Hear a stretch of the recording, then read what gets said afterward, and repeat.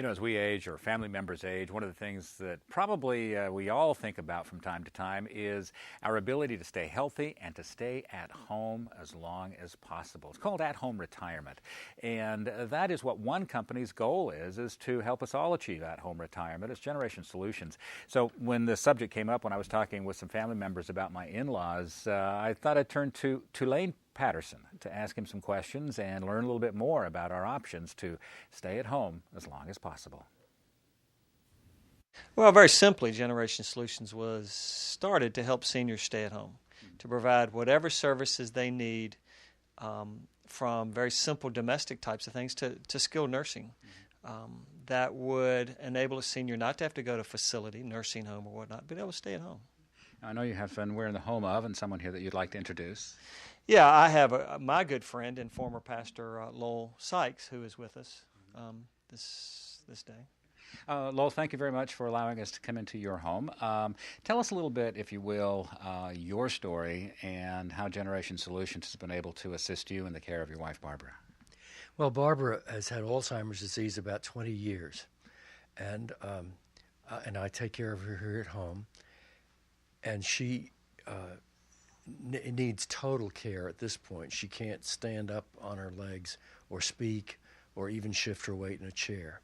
So she needs total care, and I wouldn't be able to keep her at home if I couldn't depend on people like the one that comes from Generation Solutions to take care of her while I do some errands and those sorts of things.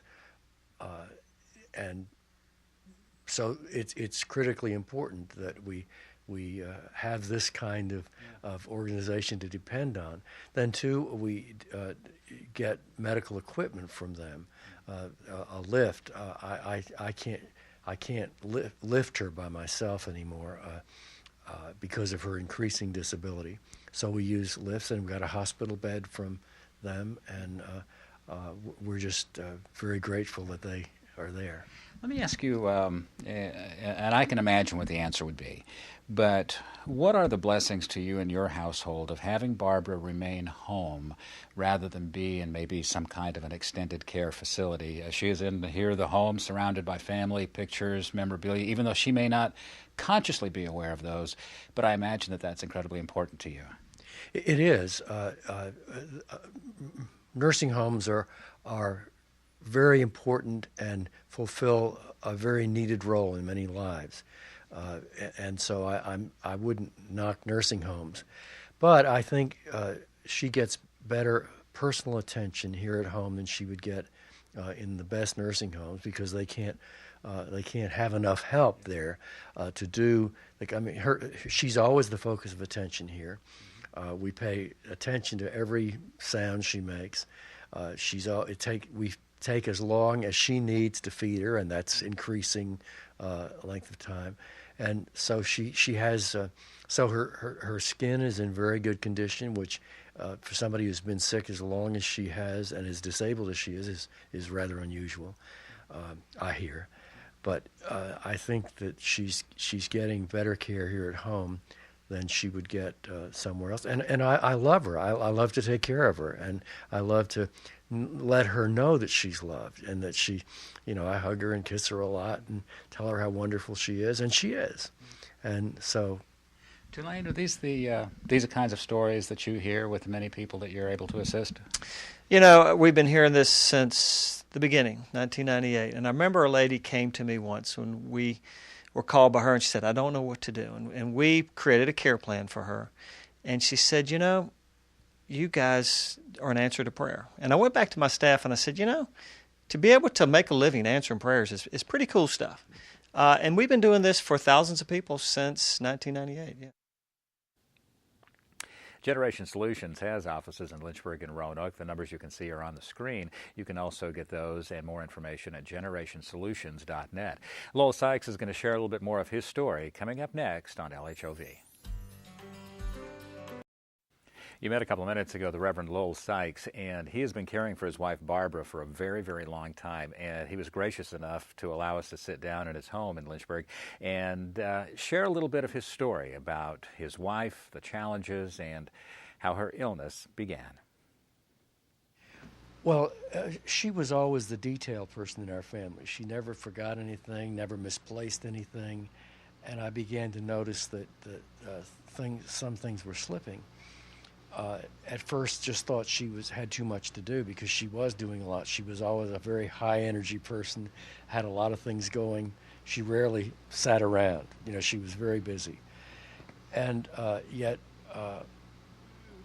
This did begin to get worse, and so we got medical help, and we're in consultation with doctors, and she had most of the tests, and they did not think it was Alzheimer's disease at first, and then in 1991 we did all the tests over again, including a test that proved it was based in her physiology, not her psychology, and that it was not a stroke, nor was it Lyme disease or a tumor, the other things that can cause dementia, nor was it depression, and the diagnosis was probable Alzheimer's disease. The reason they say probable is they can't prove it clinically, but what they eliminate other things that can cause dementia and say, well, it's probably Alzheimer's disease. Let me ask you, if I may, it is a personal question.